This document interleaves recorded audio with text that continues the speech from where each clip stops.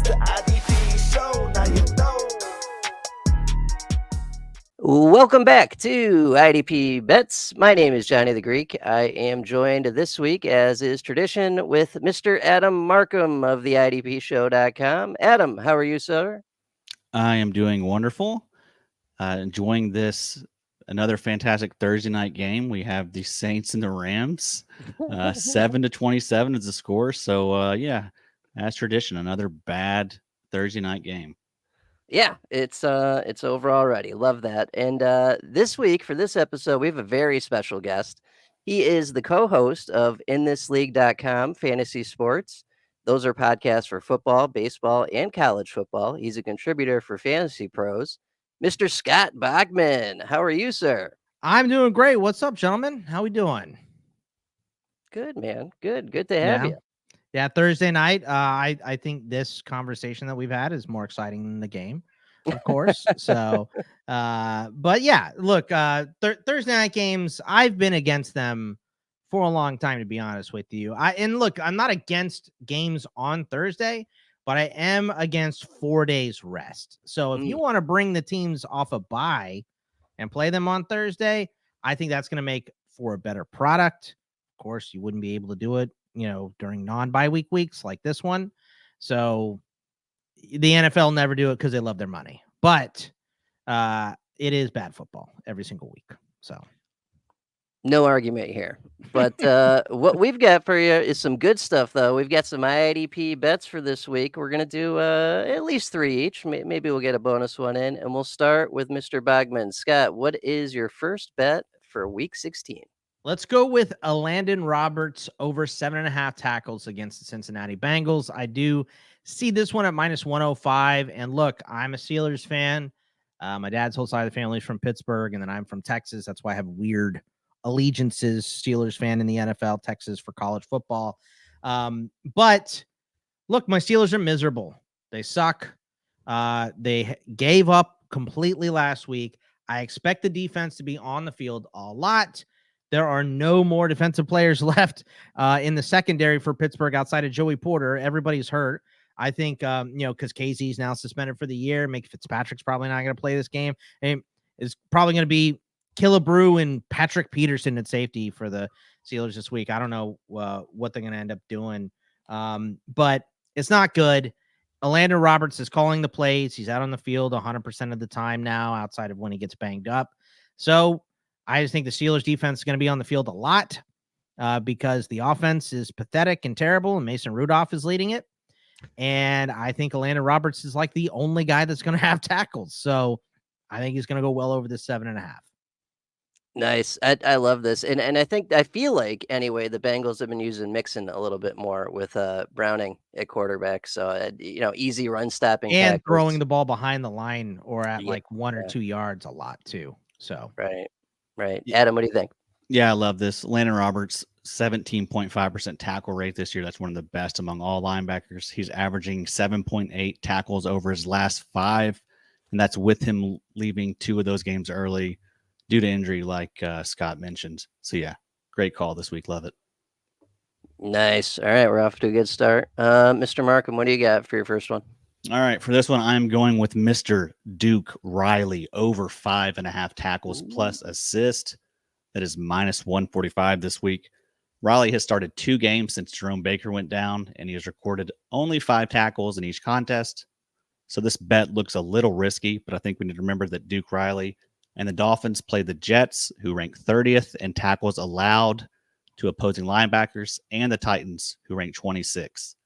This matchup improves as Duke gets the Dallas Cowboys, who rank 13th in tackles allowed to opposing linebackers. Duke played 100% of the snaps in Week 14 and 81% of the snaps in Week 15, and is playing well from a PFF standpoint with a 78.8 overall grade and an 84.8 coverage grade. So no concern of them taking him off the field. So yeah, I love Duke Riley this week. I think we could easily see a 8 to 9 tackle performance. Nice. Yeah, I like it. And Cowboys got to show up after last week, so I think we get a little bit more. I think that was the flu. That I honestly do. I think that because they said it went through the locker room. I mean, I know Buffalo is good. I'm not trying to take a lot away from Buffalo here or anything, but I think, you go through the flu. It's not like you're feeling great the next day. I'm sure they gave him all the nice goofballs and hydration packs and IVs and everything they could possibly handle, but you're still not feeling great. So if I that's kind of my hypothesis as to why they didn't show up. Maybe they just suck, but they had been looking so good and they came out so flat in that game. I feel like the illness really had to kind of affect them last week. Yeah, I could see that. That's a good call right there. I think we both like that. All Yeah, right. definitely. And maybe it's a flu, but also maybe it's just the Cowboys just being the Cowboys and It's shitting the the Cowboys. bed 4 to It's 5 the times a It year. is. I knew they were going to lose that game as a Cowboys fan, but it was minus 136. So I'm not spending, Yeah. $260 something to make a like whatever 100 or 200. Like I'm not doing that. But I knew they were gonna lose. All right. Moving on. All right. So my first one this week is I'm gonna take Eric Kendricks over 7.5 combined tackles. It is minus 130, but we've talked about this before. To minimize risk, you can parlay round robin so you don't get hosed if something happens to you. And then the prices start to build up a little bit. So the Chargers are playing the Bills. He's hit this 2 of the last 3 weeks. The Bills found a nice recipe last week with 266 rushing yards on 49 attempts. Even if we get just a fraction of that, Kendricks or Murray, probably both, are in prime position to hit their overs on their combined tackle numbers. Chargers are once again starting a backup quarterback. They're playing a better defense than what the Raiders had, and they struggled even there. The Bills are a better total defense. They're exponentially better at takeaways. And, what we've seen out of Easton 6 so far hasn't been great. This is a recipe for a bloodbath where Kendricks and company spend a lot of time on the field, more time than usual. And the Bills are either salting the game away, third and fourth quarter, or they just use that rushing attack that was so potent last week and just keep going with that. Either way, those inside linebackers are in a good spot to have good tackle numbers this week. I like that one so much that it's on my sheet, and I feel like you were reading from it. I said what I said here was I hate the juice on this one, like you said, and to pair it just like you said, because it is minus 130. And if you just watch Kendricks last week, good God, that dude was everywhere. He was in on every tackle, so he is feeling it right now. So you know what? I just throw mine on the pile as well. That's the exact same one I want. So double confirmation has got to be pretty good. We're for sure going to get 3 tackles out of Kendricks now, since we both like it. Yep. I'll give you a triple confirmation. I like it too. He's averaging 9 tackles over his last 5. So yeah, dude's red hot. This is fantasy wise, dude. He's crushing it. He's like a top 5 linebacker over that stretch as well. So love to see it. A cursed bet now. Yeah, like it. Yeah, definitely not happening now. Mr. Bogman, what do you got for your second one? Well, that was my second one, but I'll go with let's go with Damone Clark over 7.5 tackles against Miami. It's plus 105, 93% snap share last week. The Dolphins run the ball a lot. I know, look, the passing game is what makes all the headlines, but they run the ball a lot. So I think with that high percentage of snaps that Clark was out there last week, I think he's going to get the same type of work this week. This bet is plus 105 as well. So you're getting a little positive juice on it, which always interests me. So that is going to be my second bet. I'm going to stick to that game that we talked about before between the Cowboys and the Dolphins. And look, if the Cowboys don't show up, great for my bet, because I think Clark had 13 or 12 or 13 tackles last week, right? Right. Against the yes. If that same thing happens this week, he's in prime position. Get the flu. Yeah, the other half of the team gets the flu now. That's what I want. So yeah, I love that. That's a good bet. And this had like a 52.5 point over under to start the week. It's gone down like 2 points or something, but Vegas thinks this is going to be a back and forth affair and a shootout. And that's what we want, right? We want a lot of offense on each side. I think that's going to help get Clark to I picked the over in that game for sure. I think the Cowboys show up. We'll see. I mean, maybe I'm cursing them, but I do think they show up in that game. Nice. Adam, what do you think? Yep, I love it. You want me to go next bet? Is that what you want me to do? Great transition. Yeah, sorry. Cut that and make it smooth and sound me sound really cool. All right, so this one I'm going to go with another household linebacker, EJ Speed, over 6.5 tackles plus assists, minus 145. In the 3 games since releasing Shaq Leonard, EJ Speed is playing 93% of the snaps, and he's averaging 8 tackles per contest. Falcons ranked 12th in tackles allowed to opposing linebackers, and they rank 12th in plays per game. I think this is just another good matchup for Shaq Leonard. I'm sorry, for Zaire Franklin and EJ Speed. Atlanta loves to run the ball. I feel like we're going to see, hopefully, them get back to, letting Bijan carry the rock a lot. But either way, I like these linebackers in this contest. I think EJ Speed easily should get over 6.5 in this one. Yep, you stole the next one I was going to talk about. Yeah, we really should compare notes before we do this. Yeah, so I am so in agreement. He's done this 2 out of the last 3 games. He's up against Atlanta, that's got the 9th overall rushing attack. They have about 32 attempts per game. That's a great setup to begin with. And Arthur Smith caught so much crap after last week that I feel like his hand is going to be forced a little bit to just force feed Bijan right down their throats. I mean, I hope that's the case, because obviously I'm a gigantic Bijan fan, UT fan here. But this is the one. So I scrapped that one to keep the Kendricks one in, and then Kendricks, of course, gets picked. So first of all, I wish there was a little more on a Thursday from DK, right? Like, let's get these bets out a little faster.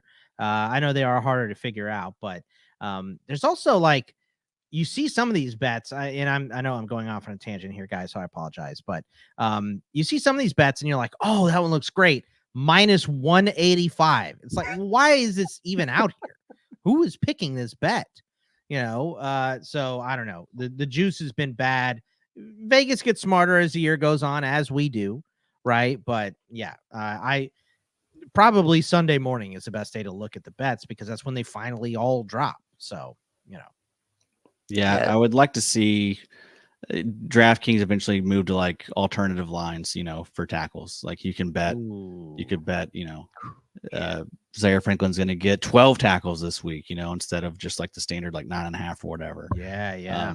That stuff would be really cool. I feel like we'll get there eventually, right? It's just they're just going to take all my money, right? Yeah. And Scott, I'm so with you on that. I do like a Thursday, round robin parlay, big old bet for this show, and just as early bets, and then I do Sunday morning when everything else comes out, and you've got all the actual values. Yeah. I'm like I said, I'm a night owl, so I'm usually getting up like maybe an hour and a half before kickoff. But yeah, I make my bets on Sunday morning, more bets on Sunday morning for sure, because way more props are out on the IDP side. Nice. Good stuff there. And I have no idea where we left off. I think it's you. Oh, beautiful. Okay. All righty. So the next one I'm thinking about is David Long Dong Silver. Over 6.5 combined tackles. It is minus 140, so the price stinks, but we've talked about this. Same game. They're home against Dallas. He's hit this 2 of the last 3, up against a stellar Dallas offense that was embarrassed last week and should at least show up this week. The price tells you that Vegas feels this is likely. I do as well, against this 12th overall Cowboys rushing attack and 6th overall offense in the league. This was a 52.5 point spread earlier in the week, or over under rather. So they feel like we've said this. They feel like it's going to be a shootout. They feel like we should get plenty of offense. And yeah, it's outdoors, but it's Miami. It's not New England. It's not Denver. So weather won't be a factor. Like I think we're going to get, like what Scott said, I think we're going to get over that 52.5, and we're going to get like a really good shootout here. And that's perfect for a guy like David Long to hit over 6.5, which isn't a big number. It's not Hunter S. Thompson. I love the glasses, by the way. So I was trying to, I was like, who does this remind me of? It's definitely Fear and Loathing in Las Vegas. So, but yeah, look, this one, and I believe David Long, what do you call him? Long Dong Silver. That's his Christian name, of course. Everybody knows that. So, but yeah, I like this bet too. Like I said, I think there's going to be a lot of plays in this game, probably, especially if it is more of a shootout. You're going to see a lot of clock stopping because of incomplete passes and things like that. So, yeah, this could be a long one on both sides. Wouldn't be shocked to see it go to OT either. So, I like tackle totals in this one. Nice, good stuff. What do you got for number 2 there, Mr. Bogman? I think this is 3 for me. 3, Mr. Bogman. I will go with Jermaine Johnson over 0.25 sacks versus Washington. It is minus 120, but all the confirmation that I needed was when Ron Rivera said that Sam Howell is starting again. That means I am taking sack props for whoever the Jets are throwing out there. Doesn't really matter. And the Jets are so miserable on offense that I expect Washington to have the ball a lot in this game. So more opportunities for sacks as well. This could be, 7 or 8 if Howell stays out there the whole game, because they don't like giving him even one Mississippi, and he likes holding on to the ball. It's a great combo for us to get sack props. So I'll go with Jermaine Johnson. Nice. Love that. Love the 0.25 too. You still get it with the half sack. That's always important because you can get hosed on that. We've seen that plenty of times. Yeah, Adam, what do you think? I love that. I love it as well. Jermaine Johnson, awesome player. He's having a fantastic second year. I think there was a lot of people that were kind of skeptical about him. He was a guy that was drafted the end of the first round. Didn't really flash too much year one, but boy, took a massive jump. 13% pressure rate this year, killing it from a PFF standpoint. Yeah, I think they have a real legit edge rusher there in New York. I'm excited to see him and Will McDonald kind of be the building blocks moving forward. I hope Will McDonald is him next year, like he is this year. You know what I mean? I think he will. He's shown like he's got some flash plays. So I think that once we can just get some consistency, more opportunity for him too. It's tough to crack that rotation. That's a really deep rotation. It is. But yeah, I expect big things from that defense. I mean, they're already really good, so it'll be nice to see. Yeah, if they could just have a quarterback, that would be great. Yeah. Yeah, this is a great DJ Reed, Sauce Gardner week too, because Howell loves to throw to the wrong team. He does. Yep. How long until we see Jacoby Brissett? And then does he throw 2 touchdowns on 10 pass attempts as well? So like he did last week, we'll see. Yep. Good possibility. All right, Mr. Markham, what do you got? All right, we'll just hit 2 little quick ones here at the end. I mean, not good odds, but I feel like this is a pretty sure bet. TJ Watt over 0.75 sacks. That's minus 215. So definitely parlay this with something. He recorded 2 sacks in the first matchup in week 12. This is one of those deals where I wish there was like an alternative like sack. Yeah. Like if it was like 1.5, I'd probably bet the over on it. Yeah. Give me 2 and let me have that plus 300, please. That's what I want. So exactly. I'm not taking anything at minus 215. Come on. You got to find something good or maybe even a little risky to parlay that with, which, I don't know. Parlays are tough. So, but when they hit, you're a genius and you have to tell all your friends and everyone you know. So. Exactly. Another one that I thought was kind of interesting. It's scary to bet against Bobby Wagner, but his tackle line this week is 9.5. So Tennessee Titans are not a good matchup for linebackers. They're like 26 in tackles allowed to opposing linebackers. So it's a decent spot if you want to go under this week, under 9.5 for Bobby Wagner. And I also noticed Jordyn Brooks was 6.5 in that game. I like that bet way more. And that one kind of feels likely. I almost took Brooks, but he's been so inconsistent. And, Wagner's out there for 100%. Brooks is not. He's the 85 to 80-ish, sometimes higher, but a lot of times lower too. So he's just more of a wild card. Yep. Yeah, and I like that under idea too. That definitely. Tennessee's season is over. Mathematically, realistically, metaphorically, whatever you want to call it. Will Levis probably isn't playing this week. They're going back to Tannehill for a week. Like they've closed up shop. They're not going to show up. Tannehill just throw for 300 this week. Oh, it I'm would sure be- because I said it. Because I said it Well, out not even loud. because you Yeah. said it, just because they went with Will Levis finally, and it's like, now I look good. He's miserable. He's he's an Aggie anyway. We don't like him. So Yeah. All right, good stuff there. All right, I'll round us out here. So I'm gonna take Azeez Al-Shaair over 9.5. It is plus 110, so decent price. So yeah, this is going right with what we were just talking about in that same game. So he is home against the Seahawks. He's hit this the last 3 weeks in a row. Titans are without Will Levis this week. They're eliminated from playoff potential. It should be a bloodbath where Seattle dominates everything from time and possession of the game itself.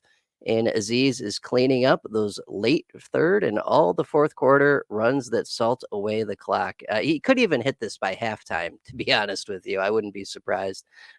So, yep, Azeez over 9.5. I like that one. That's another one I consider. I think you have to, when you're looking at the bets, I think you have to go like, all right, what are my 100% snap rate guys? What are their totals? That's the first thing I look at, is the totals on those linebackers are going to be out there. They're either green dot because they're calling the plays, or you just know they're going to be out there 100% of the time. That's what I first look at. And then it's the juice, right? Where's the juice? That's kind of what I do. Or if the number is absurdly low and the juice is bad, like the one we talked about before, you pair it. You bundle it. You know what I mean? You do like the American pickers. So you make it work for you. So I like that. What else do we look for? That might be worth talking about here for a minute instead of just throwing darts, Like what are we thinking about when we do these things? I'm always looking at corners because Vegas does not have any idea what they're doing with corners. Like there are certain things you you can also line know up. every corner's blood type and social security number too, right? So But think there's that some helps. there's some easy things you can look at though, like wide receiver targets and overall passing offense and stuff like that. Like if all that lines up and it's a good corner to begin with, like a Devin Witherspoon or something, and they're saying 3.5 combined tackles, it's like, yeah, okay. Yeah, I mean, I also like O-line matchups. So, just knowing like New England, their offensive line hasn't been that good. And it doesn't really matter if the offensive line is good. It's if the quarterback is getting rid of the ball, like Sam Howell. We know there's a clear difference between when Sam Howell has the ball and Jacoby Brissett has the ball, right? So Sam Howell is going to try to extend the play. He's going to take a lot of sacks. Same thing with Tommy DeVito, right? So sometimes it's the quarterback, sometimes it's the O-line, but it's whoever has the best matchup. And and also offensive plays per game. I like to look at, like, over the last 3 weeks, Buffalo, Tennessee, and Carolina. Well, actually, a lot of teams, Cleveland and Dallas, have all averaged over 70 plays per game offensively. So, just from their pace, they're going to have more plays, which gives you more opportunities for tackles, interceptions, sacks, whatever. So I think those are a couple of the things that I look at before I'm making my IDP bets. Yeah, and that's a good point too, that you're looking at like the last 3 weeks and not just the entire season, because shit changes. I mean, different quarterbacks, defenses change all the time. Injuries, offensive line injuries, exactly. quarterback injuries, wide receiver, whatever. Yeah, Exactly. it is. These teams are very different now from what we saw at the beginning of the season. So it is a little silly to continue with they're giving up all of this. Well, they haven't given up any in the last 3 weeks. So what's the difference? Lineman is healthier, different quarterback, fired an OC, whatever it is. These teams are wholly and completely different. T. Perry just made a big old play. Yeah, I'm keeping an eye on that too. How about you, Adam? Any words of wisdom? What are some things you're looking at? Yeah, I mean, same stuff you guys are talking about. Sacks allowed. I mean, that's an easy one. I'm always looking at pressure rates and stuff too when it comes to like edge rushers, because a lot of times, these guys don't get home on the sacks, but if they have good pressure rates and all that stuff, it means they're getting close and that likely sack production is coming. So that's a big one for edge guys. Nice. Good stuff there. All right. Well, we got our bets out there. Let's do a little dismount for Mr. Bogman. Everyone knows where me and Adam are, but Scott, where can the people find you? Where do they see your stuff? And what are you working on the rest of the year here? Yeah, thanks for having me on, gents. Really appreciate it. And yeah, you can find me at Bogman Sports on Twitter. I'm obviously on In This League with my buddy the Welsh, and I'm also on Fantasy Pros and Betting Pros. I do props picks over there on Monday night and Thursday night football. I also do the straight picks on Thursday show where we go over our 5 favorite bets on the total or the money line, stuff like that. Occasionally I do props, but Welsh does props over there a bunch. And yeah, so just a lot of work at Betting Pros and Fantasy Pros and In This League. And if you like college football, I also do a show called CFP Winning Edge on Campus to Canton. So yeah, if you like my voice or any of my takes, there's plenty of me out there, probably too much. So just follow my Twitter and you can find it. Never enough. Don't you sell yourself short. We have a game now, fellas. I'm hoping. I am hoping. I need it for some props. It was, I think it was 7-27 when we started this podcast. Yeah. 25 minutes ago, and now it is 22-30. So we will watch the end of this game. Yeah, we're heaters for the Saints right now. That's somehow. right.